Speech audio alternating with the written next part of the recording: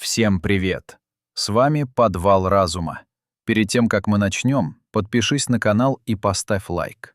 Это займет всего пару секунд, а мне очень помогает создавать новые видео для вас.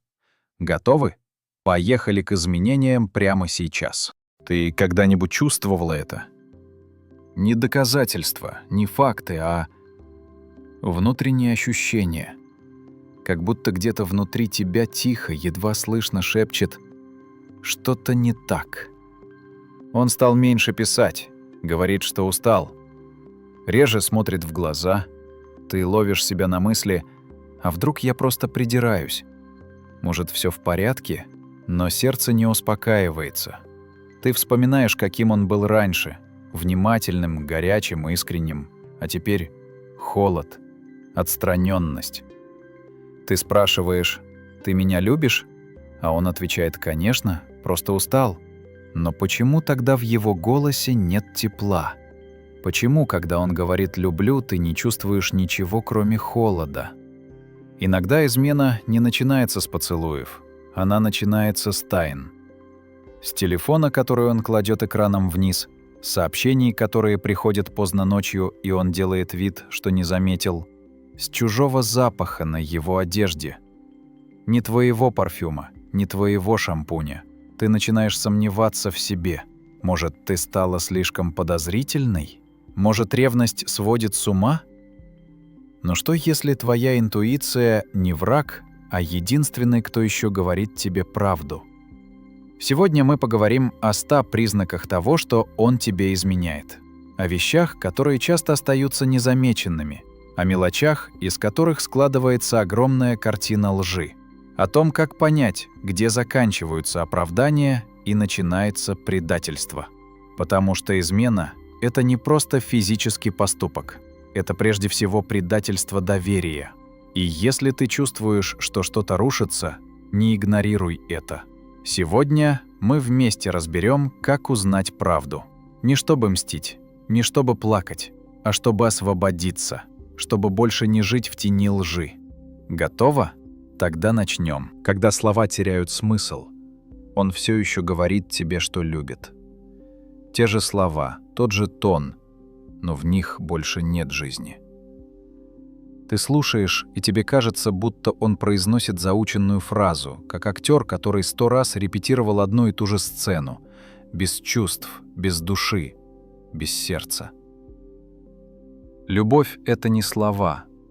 Это мелочи, из которых строится доверие. Когда он держит тебя за руку не потому, что так надо, а потому что не может не держать. Когда он смотрит в глаза не потому, что так принято, а потому что хочет видеть тебя настоящую. Когда он обнимает не по привычке, а от потребности. Но теперь все стало иначе. Он говорит: «Я тебя люблю», а ты чувствуешь пустоту.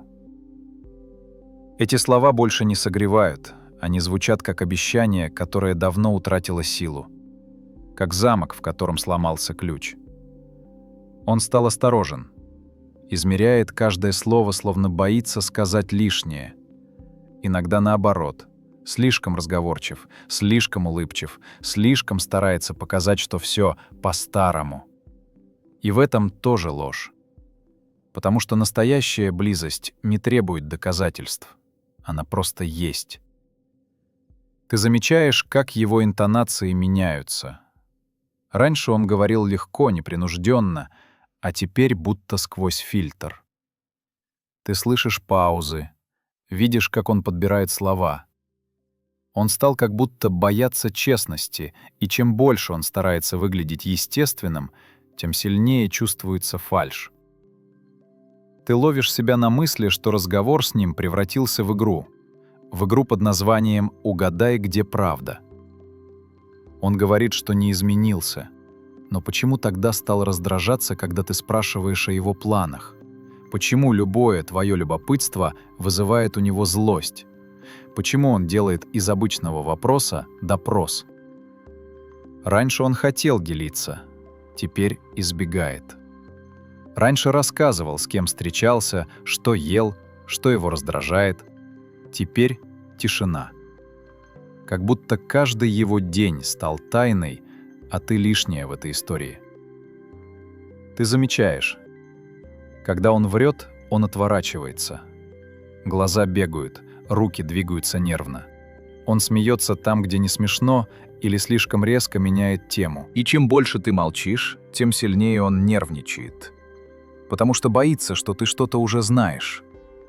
Он может обвинять тебя в том, что ты параноик. Может говорить: «Ты меня душишь своими подозрениями». Но ведь раньше его не душила твоя любовь, правда?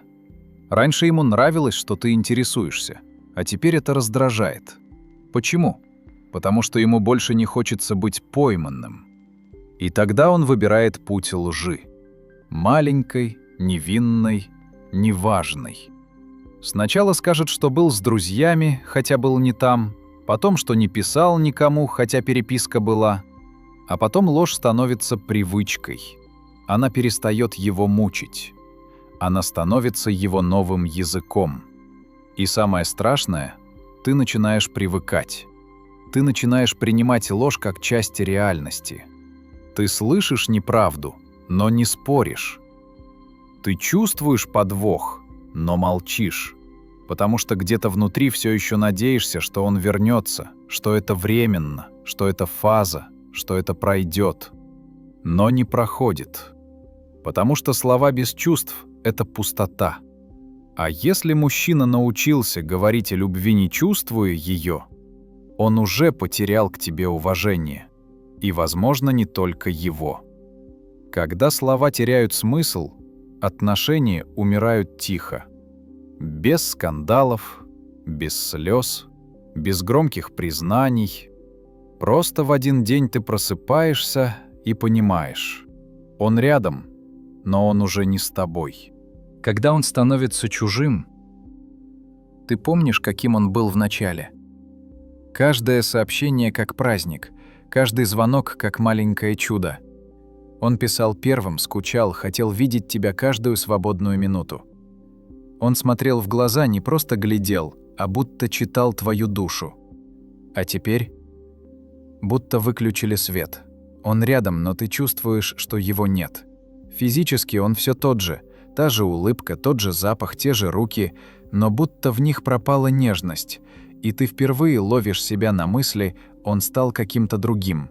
Он не спрашивает, как прошел твой день, он не интересуется, что тебе снилось. Его внимание словно где-то далеко, за стеной, через которую тебе не пробиться.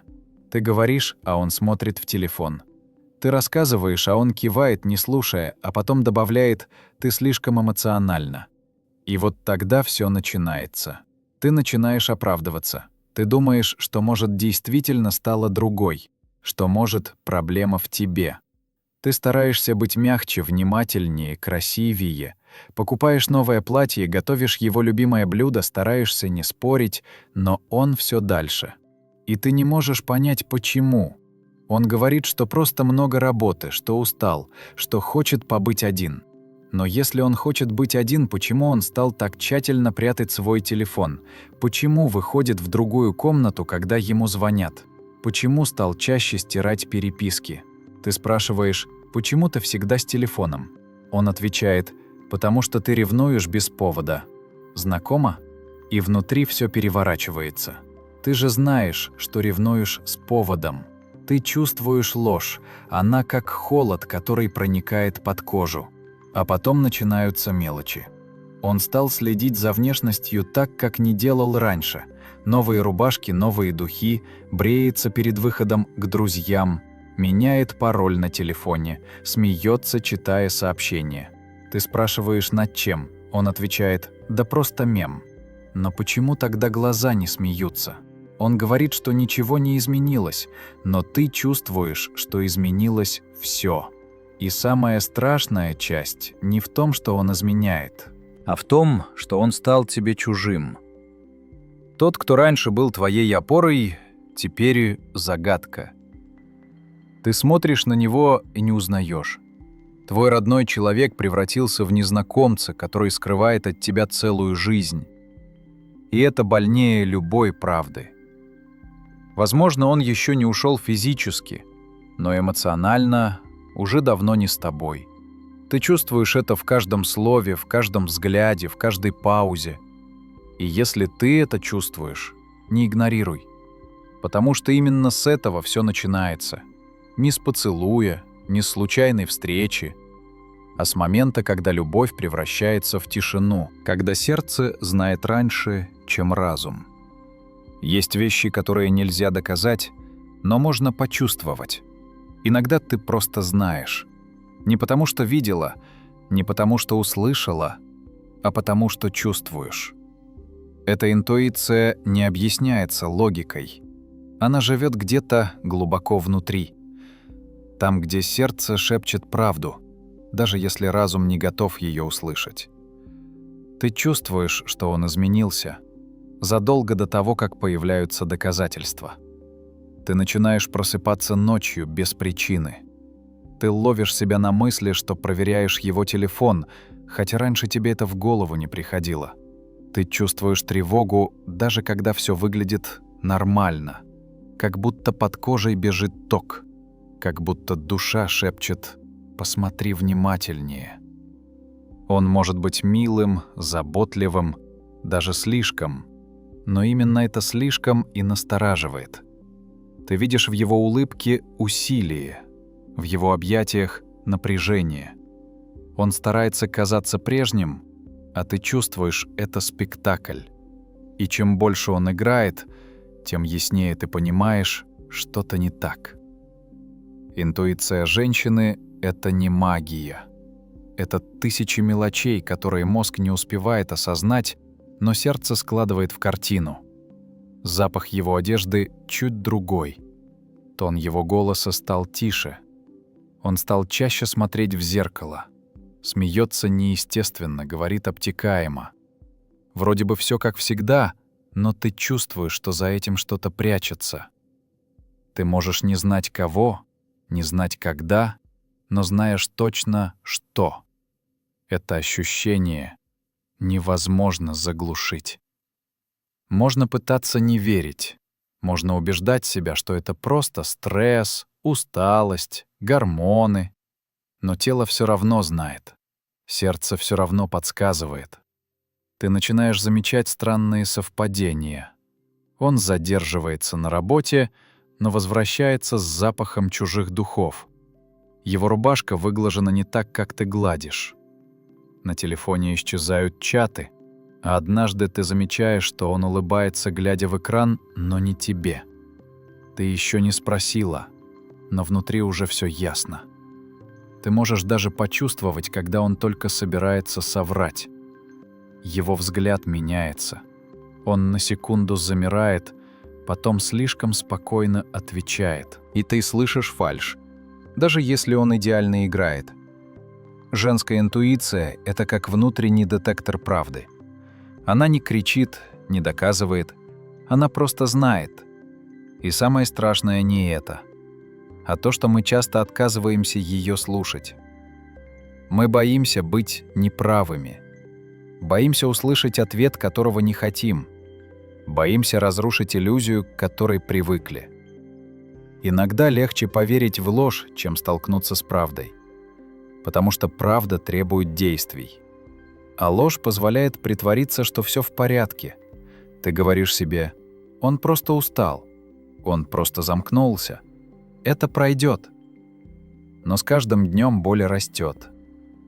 Ты можешь чувствовать измену на уровне взгляда. Он возвращается домой, а ты уже знаешь, что он где-то был не только физически, но и эмоционально. Его энергия другая. Он вроде бы рядом, но ощущается иначе, холоднее, тяжелее. Как будто воздух между вами стал плотнее. Ты пробуешь улыбнуться, но в ответ получаешь формальную нежность. Он прикасается, но не чувствует тебя. Ты смотришь, а в его глазах отражается кто-то другой. Интуиция — это не враг. Это голос твоего сердца, который защищает тебя от боли. Он не всегда говорит громко. Иногда это просто внутреннее беспокойство. Но если ты перестанешь его глушить, ты начнешь видеть все яснее. И вот тогда ты начинаешь собирать пазл. Мелочь к мелочи, слово к слову, вздох к взгляду. И все становится на свои места. Ты не ищешь доказательств, они сами приходят. Потому что когда сердце знает, правда рано или поздно выходит наружу. Всегда. Когда привычки превращаются в сигналы. Он все тот же. Те же руки, тот же голос, те же фразы. Но ты начинаешь замечать. В его движениях появилась нервозность. Он стал чаще поправлять одежду, смотреть на часы, возиться с телефоном.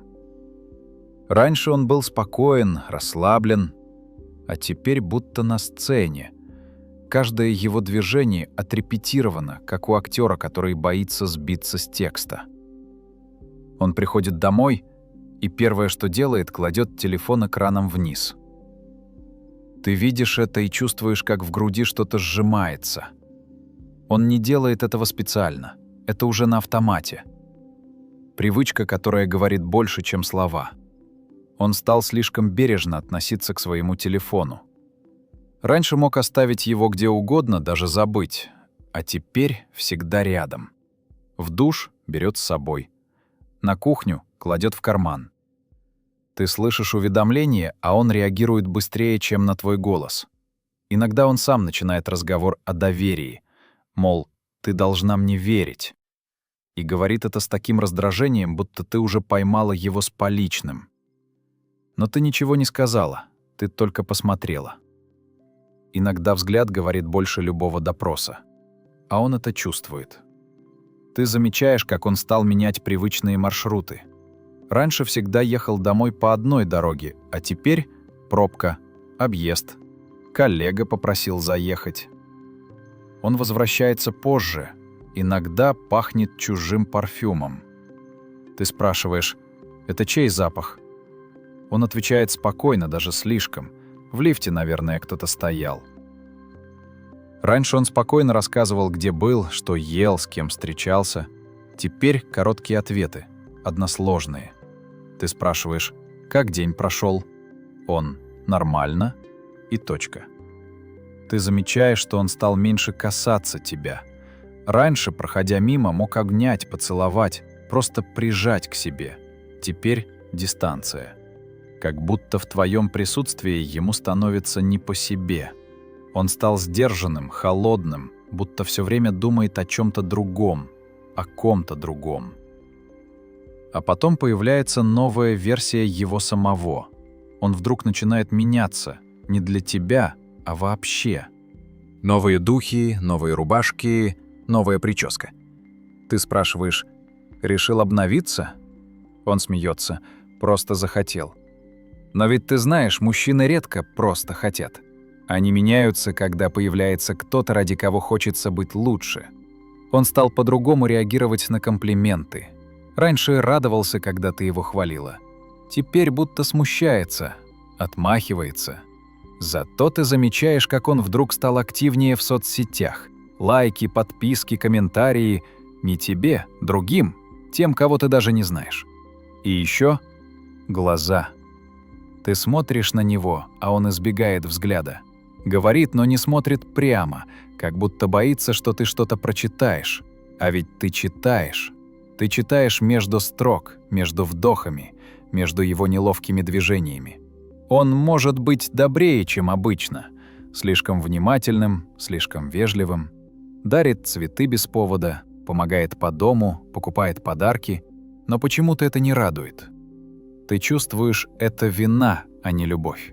Подарки как попытка заглушить совесть. Вежливость как способ не смотреть правде в глаза.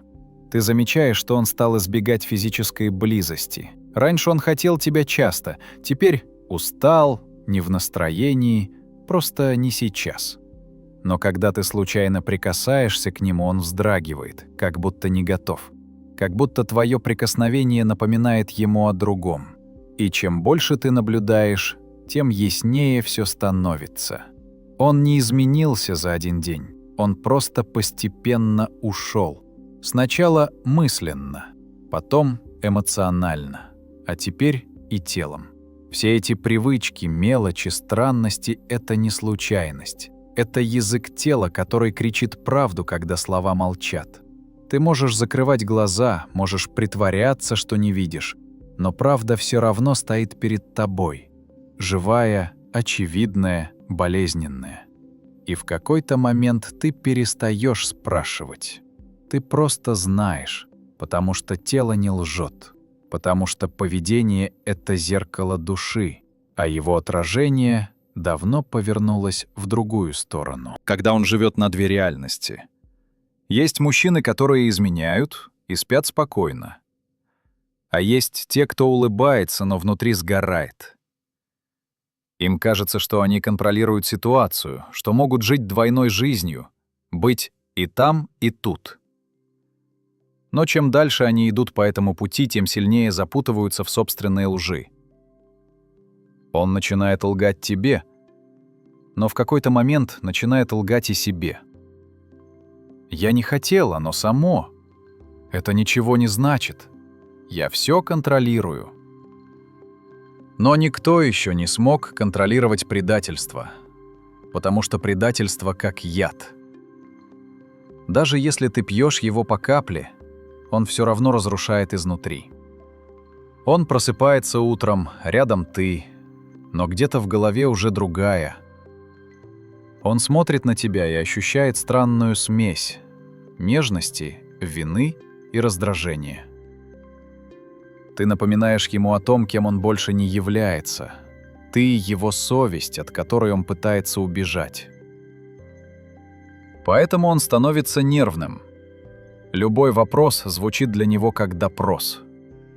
Любой взгляд — как обвинение. Он злится не потому, что ты спрашиваешь, а потому что боится, что ты узнаешь. Его раздражение — это не злость на тебя, это отражение его внутреннего страха. Страха быть разоблаченным. Он становится непоследовательным. Сегодня ласковый, внимательный, будто хочет все исправить. Завтра холодный, отстраненный, будто ему все безразлично. Ты не понимаешь, что происходит, но на самом деле он просто живет на грани. Он устал скрывать. Устал врать, устал притворяться, но не готов признаться. Ему кажется, что он может разделить жизнь. Любовь с одной, страсть с другой. Дом здесь, эмоции там.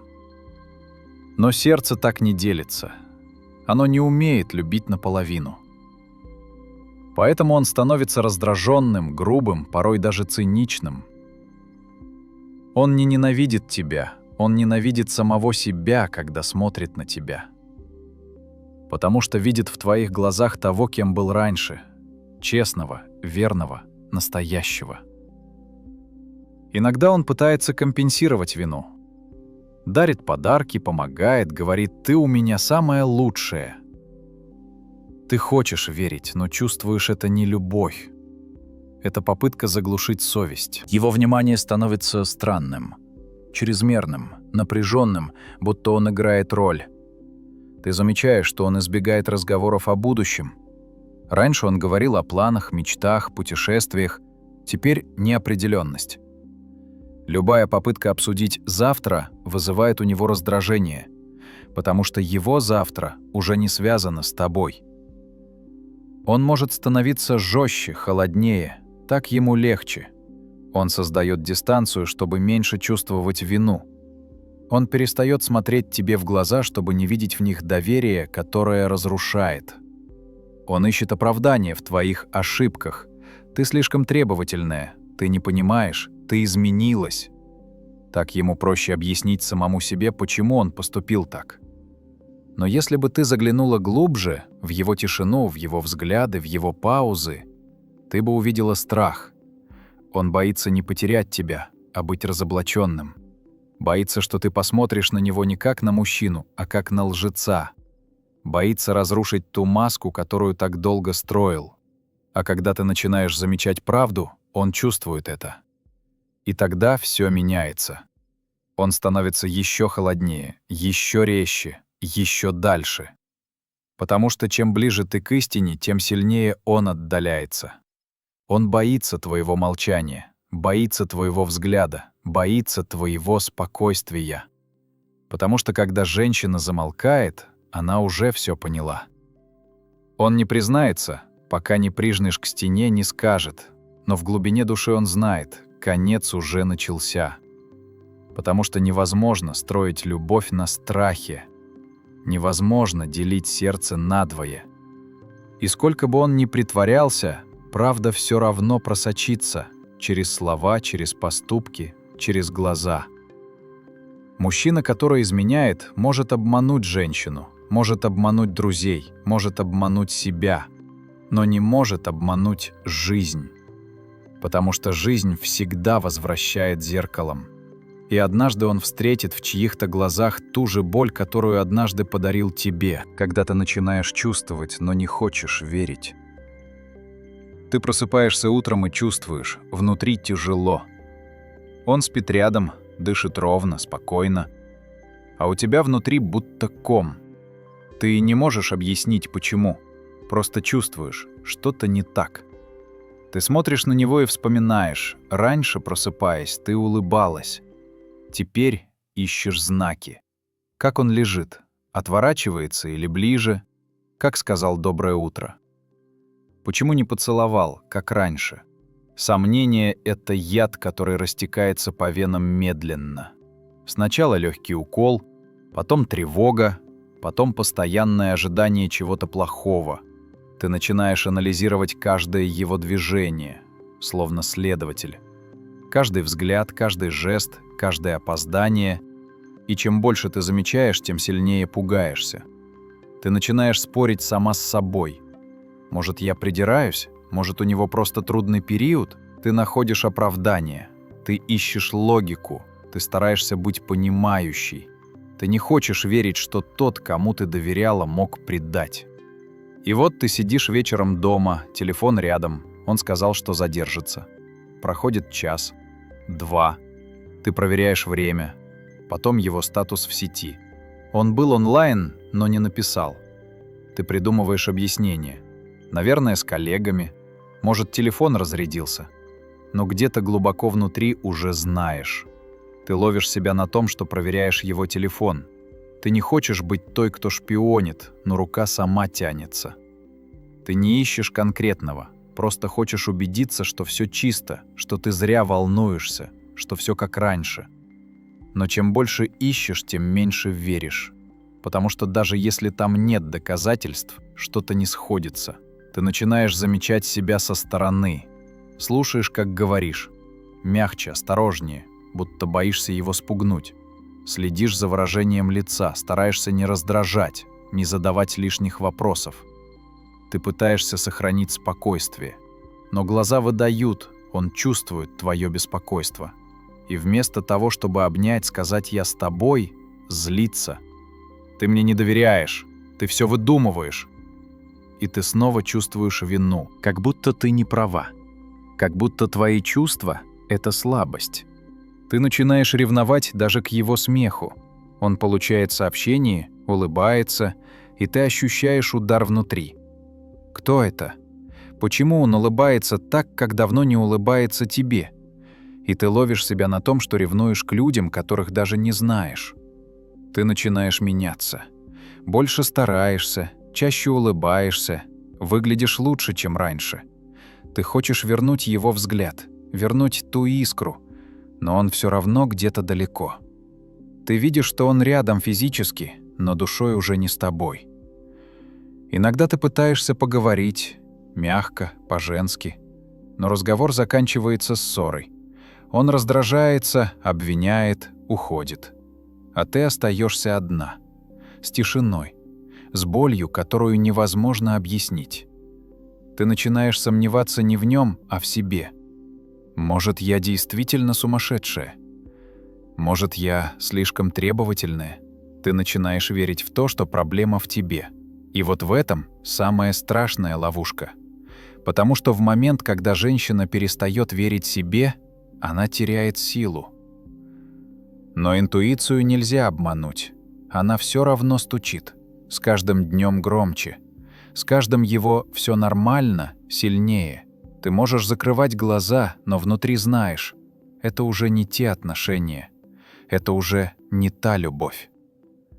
И тогда начинается борьба между сердцем, которое знает, и разумом, который боится признать. Ты продолжаешь жить, улыбаться, смеяться, но внутри идет война. И никто не видит, как больно, как тяжело молчать, когда чувствуешь, что правда стоит в дверях. Ты не готова уйти. Еще нет. Ты все еще надеешься, что ошибаешься, что, может, это просто кризис, а не конец. Но где-то глубоко ты уже знаешь, так как раньше не будет. Потому что однажды доверие сломалось, и даже если он останется, ты уже не та. Когда ты начинаешь чувствовать, но не хочешь верить. Ты просыпаешься утром и чувствуешь, внутри тяжело. Он спит рядом, дышит ровно, спокойно. А у тебя внутри будто ком. Ты не можешь объяснить, почему. Просто чувствуешь, что-то не так. Ты смотришь на него и вспоминаешь. Раньше, просыпаясь, ты улыбалась. Теперь ищешь знаки. Как он лежит? Отворачивается или ближе? Как сказал «доброе утро»? Почему не поцеловал, как раньше? Сомнение — это яд, который растекается по венам медленно. Сначала легкий укол, потом тревога, потом постоянное ожидание чего-то плохого. Ты начинаешь анализировать каждое его движение, словно следователь. Каждый взгляд, каждый жест, каждое опоздание. И чем больше ты замечаешь, тем сильнее пугаешься. Ты начинаешь спорить сама с собой. Может, я придираюсь? Может, у него просто трудный период? Ты находишь оправдание. Ты ищешь логику. Ты стараешься быть понимающей. Ты не хочешь верить, что тот, кому ты доверяла, мог предать. И вот ты сидишь вечером дома, телефон рядом. Он сказал, что задержится. Проходит час, 2. Ты проверяешь время. Потом его статус в сети. Он был онлайн, но не написал. Ты придумываешь объяснение. Наверное, с коллегами. Может, телефон разрядился. Но где-то глубоко внутри уже знаешь. Ты ловишь себя на том, что проверяешь его телефон. Ты не хочешь быть той, кто шпионит, но рука сама тянется. Ты не ищешь конкретного, просто хочешь убедиться, что все чисто, что ты зря волнуешься, что все как раньше. Но чем больше ищешь, тем меньше веришь. Потому что даже если там нет доказательств, что-то не сходится. Ты начинаешь замечать себя со стороны. Слушаешь, как говоришь. Мягче, осторожнее, будто боишься его спугнуть. Следишь за выражением лица, стараешься не раздражать, не задавать лишних вопросов. Ты пытаешься сохранить спокойствие. Но глаза выдают, он чувствует твое беспокойство. И вместо того, чтобы обнять, сказать «я с тобой», злится. Ты мне не доверяешь, ты все выдумываешь. И ты снова чувствуешь вину, как будто ты не права. Как будто твои чувства — это слабость. Ты начинаешь ревновать даже к его смеху. Он получает сообщение, улыбается, и ты ощущаешь удар внутри. Кто это? Почему он улыбается так, как давно не улыбается тебе? И ты ловишь себя на том, что ревнуешь к людям, которых даже не знаешь. Ты начинаешь меняться. Больше стараешься, чаще улыбаешься, выглядишь лучше, чем раньше. Ты хочешь вернуть его взгляд, вернуть ту искру, но он все равно где-то далеко. Ты видишь, что он рядом физически, но душой уже не с тобой. Иногда ты пытаешься поговорить, мягко, по-женски, но разговор заканчивается ссорой. Он раздражается, обвиняет, уходит. А ты остаешься одна, с тишиной, с болью, которую невозможно объяснить. Ты начинаешь сомневаться не в нем, а в себе. Может, я действительно сумасшедшая? Может, я слишком требовательная? Ты начинаешь верить в то, что проблема в тебе. И вот в этом самая страшная ловушка. Потому что в момент, когда женщина перестает верить себе, она теряет силу. Но интуицию нельзя обмануть. Она все равно стучит. С каждым днем громче. С каждым его «все нормально» сильнее. Ты можешь закрывать глаза, но внутри знаешь, это уже не те отношения, это уже не та любовь. И тогда начинается борьба между сердцем, которое знает, и разумом, который боится признать. Ты продолжаешь жить, улыбаться, смеяться, но внутри идет война. И никто не видит, как больно, как тяжело молчать, когда чувствуешь, что правда стоит в дверях. Ты не готова уйти. Еще нет. Ты все еще надеешься, что ошибаешься, что, может, это просто кризис, а не конец. Но где-то глубоко ты уже знаешь, так как раньше не будет. Потому что однажды доверие сломалось, и даже если он останется, ты уже не та. Момент истины. Иногда правда не кричит. Она приходит тихо, без громких сцен, без драмы. Она просто появляется, как вспышка света в темноте.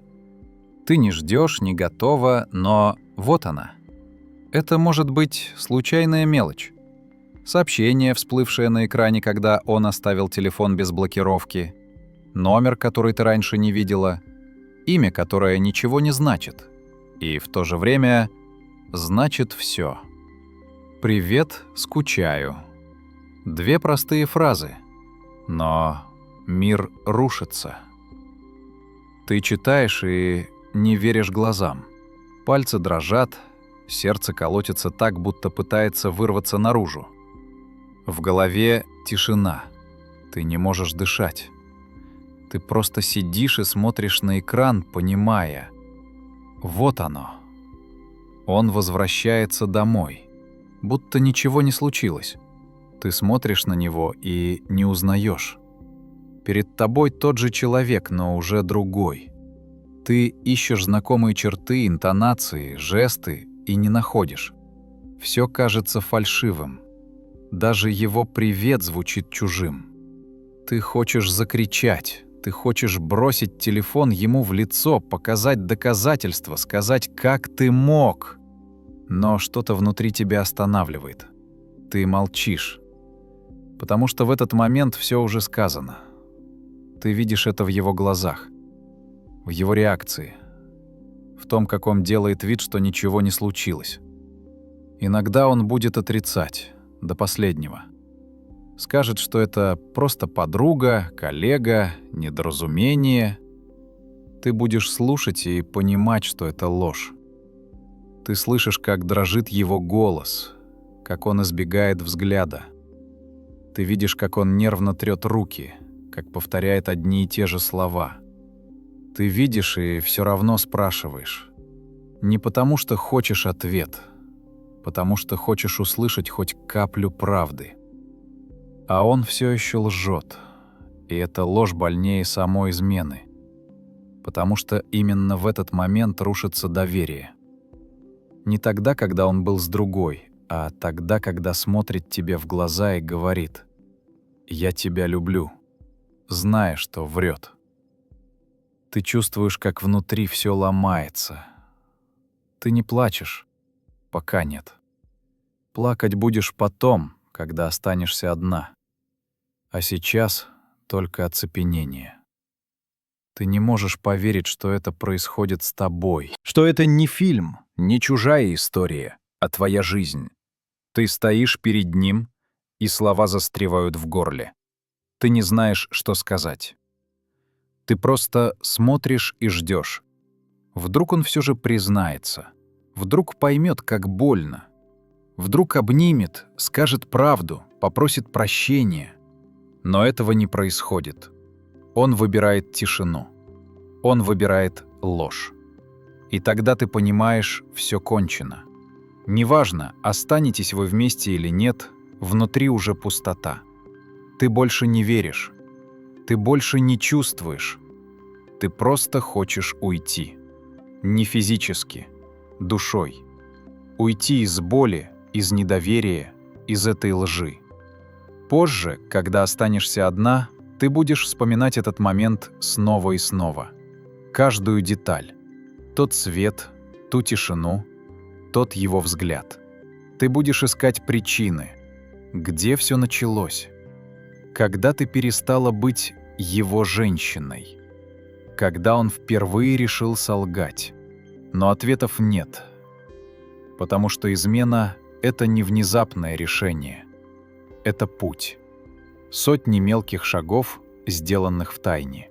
Каждая ложь, каждая «задержусь на работе», каждая «не бери мой телефон» — все это строило стену между вами.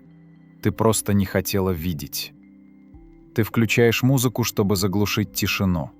Но звуки лишь усиливают боль. Ты открываешь окно, дышишь воздухом. Впервые за долгое время свободно. Свободно, потому что теперь все ясно. Да, больно. Да, невыносимо. Но хотя бы честно. Правда всегда больнее, чем ложь. Но в ней спасение. Потому что ложь держит тебя в клетке. А правда, какой бы жестокой ни была, освобождает. После измены. После того, как все вскрылось, наступает тишина. Особая, мертвая тишина, в которой нет ни крика, ни слез. Ты просто сидишь, смотришь в никуда. И не можешь поверить, что все это действительно произошло. Когда рушится доверие, время будто замирает. Дни превращаются в одну длинную ночь. Ты засыпаешь с мыслью о нем, просыпаешься с пустотой. Ты открываешь глаза, и первое, что чувствуешь, — это боль. Не физическую, глубокую, невыносимую, тянущую. Такую, которая сидит под ребрами и дышит вместе с тобой. Ты прокручиваешь все снова и снова. Слова, жесты. Эти мелкие детали, которые раньше казались незначительными, теперь вспыхивают, как улики. Ты ищешь момент, где могла ошибиться. Ты спрашиваешь себя, почему я не заметила раньше? Может, я могла что-то изменить? Но чем больше думаешь, тем яснее понимаешь. Нет. Ты не виновата. Ты просто любила. Слишком сильно. Слишком искренне. И в этом нет твоей ошибки. Потому что любовь — это не слабость, это вера. Ты верила, а он предал. И если кто-то не смог быть честным, это не твой крест, это его позор.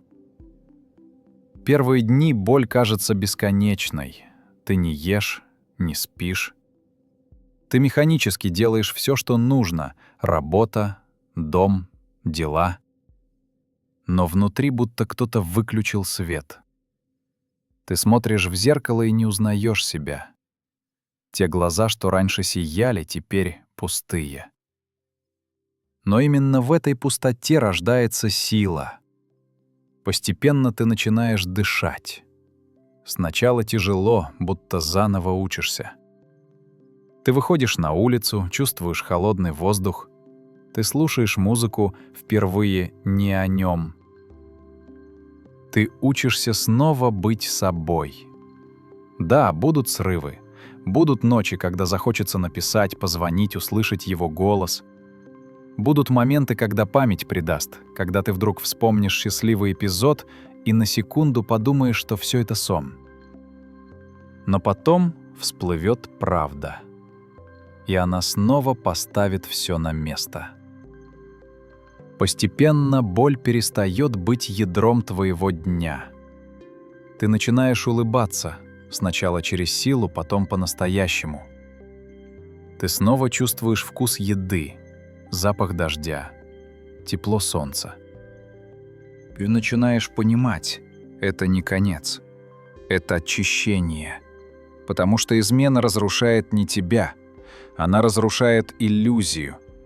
И в момент, когда иллюзия исчезает, появляется правда. А правда дает свободу. Ты больше не зависишь от чужой любви. Ты больше не ищешь подтверждения своей ценности в чужих словах. Ты учишься быть целой, без «мы», без «он» и «я». Просто собой. Ты уже не та женщина, что была прежде. Ты стала другой, сильнее, глубже, мудрее. Ты больше не поверишь в красивые слова без поступков. Ты не будешь тратить себя на тех, кто не готов быть рядом честно.